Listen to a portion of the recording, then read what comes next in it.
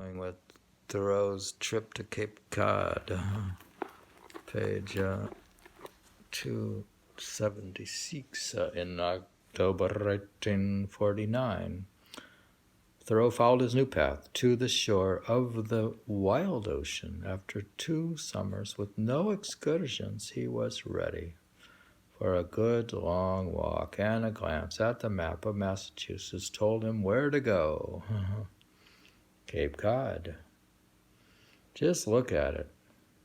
There must be a good 30 miles of uninterrupted beach along Cape Cod's outermost shore. Early on the morning of October 9th, he and Ellery Channing boarded the train to Boston, planning to ferry across the bay to Provincetown and walk south or up the Cod towards its connection with the mainland. But when they got to the harbor, they found the ocean rolling with a violent storm that kept the ship in port, and posted in the street were fresh handbills. Death.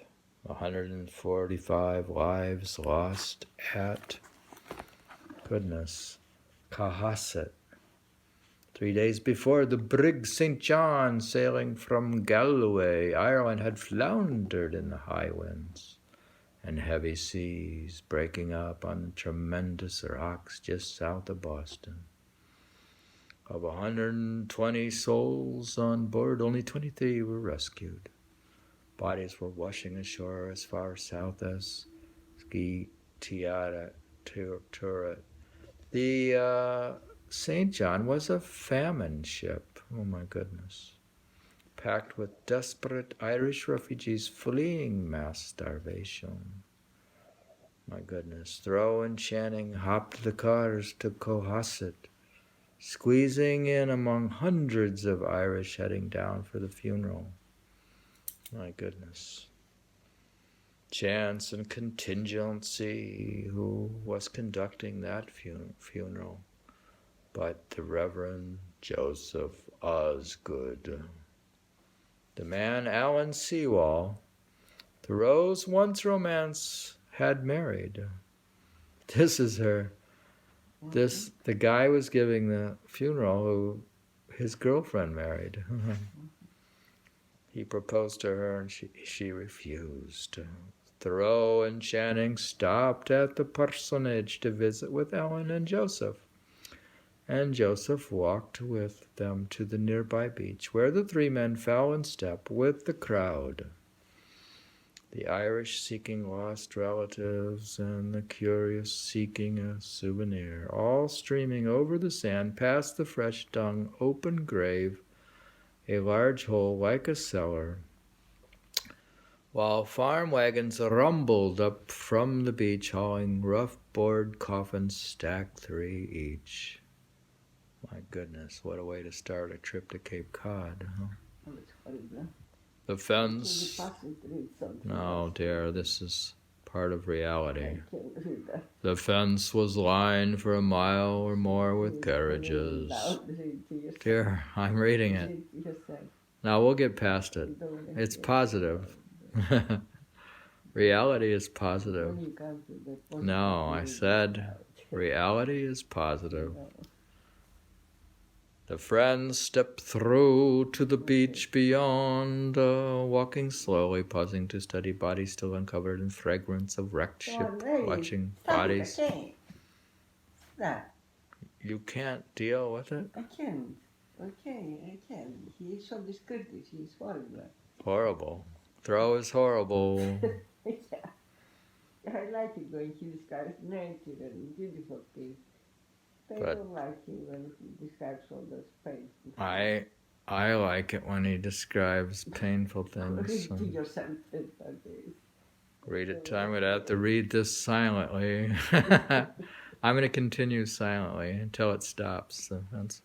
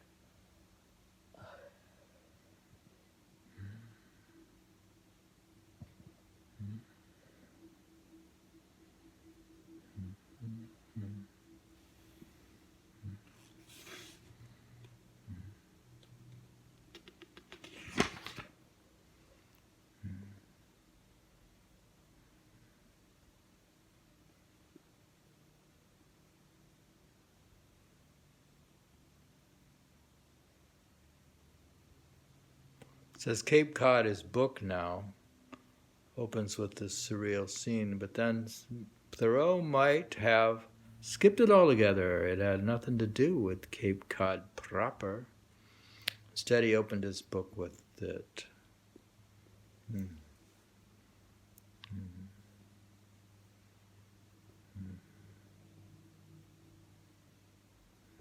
can read now. Okay, hold on. Later, when he was revising Cape Cod, he wrote like, you must ascend a mountain to learn your relation to matter, and so to your own body, for it is at home there, though you are not. He says you have to ascend the mountain. Here was the paradox: without matter, soul is without life. But to be a soul, embodied, means that only through a mortal body can soul contact the world. Like, how are you going to contact the world if you don't have a body? Mortal body. This experience should be the source of your writing, he told Blake. Return to it again and again until your essay contains all that is important, nothing that is not. This can be done only afterwards at home, for what we do when we actually reach the mountain top, we sit down and eat our lunches. It's really pleasant to eat lunch at the top of the mountain because you're so hungry. You know, that's a great place for a picnic.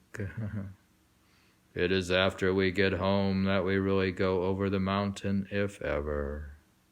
What did the mountain say? What did the mountain do? Do you think the mountain does anything to Thoreau? It took Thoreau the rest of his life to go over this particular mountain to put on paper what it said and what it did. For a decade, he kept returning to Cape Cod. It would be published only after his death. You know, they still sell like copies of Thoreau's Cape Cod. You'll find it in just in tourist shops in Cape Cod. You'll find Thoreau. Meanwhile, the two travelers were on the beach, still minding about lunches, when and where to spend the night. They turned inland to overnight in Bridgewater. Next morning, they took the railroad to the base of Cape Cod. So now they weren't taking the ferry, they were going by land. The storm was still raging, so they crammed into a narrow, crowded stagecoach, which drew them over sandy wet roads, through bare flats and scrubby hills, to Orleans on the elbow, where the Cape turns north. It felt like being stranded on a sandbar in the ocean. There is a big sandbar over by, what's the name of that town? And in the mist they wandered whether the inn looked out on land or water. Next morning the rain pounded on, but they planned a walk, so they did, bracing their open umbrellas behind them, letting the south wind drive them north. As they crossed the desolate plains of Nauset, they heard the Atlantic's dull roar raging beyond Nauset Harbor. Finally, they reached a bluff overlooking the beach. Down they scrambled to the ocean's edge, letting their umbrella sails push them north again in the blowing rain under a dark sky, while the breakers beat time on the sand. The one person, a Cape Cod wrecker, who showed them a cleft in the sandbank opening to the barren bank above. And so they walked on, alternating between bank above and beach below, and Thoreau was finally satisfied. There I had got the Cape under me, riding it bareback, looking out upon that seashore where man's works are wrecks. To him, his man's work is wrecks. A bunch of wrecks. There's shipwrecks. At this time, I think there was a number of shipwrecks just sitting off, like out in the water. That afternoon the showers cleared into rainbows, and the two walkers, wet and cold, tried the door of a charity house erected to shelter the shipwrecked. But the door was nailed shut, and peering through a knothole they could see nothing but cold stones and a few wads of wool. Shivering on, they turned inland, where they came across a house, and knocking on the door, seems they went there in October of all times. Knocking on the door, found themselves face to face with John Young Newcomb. He sounds familiar. Who as a boy had heard the gunfire at Bunker Hill and still remembered George Washington. Newcomb joshed them along, judging the character of the two drenched vagrants who claimed to be from Concord, until they passed the test. Quote, "Well, walk in. We'll leave it to the women," said he. All evening they entertained one another with stories and conversation while the women served meals and the crazy son muttered away in the background. Quote, "Damn book peddlers, all the time talking about books. That's all they talk about is books. Better do something. Damn 'em. I'll shoot 'em." Thoreau would visit Newcomb again the following year, when he learned he and Channing had been suspected as the two thieves who, a few days later, robbed a Provincetown bank. Oh my God. That's what happens when you're a vagrant. You're a suspected robber.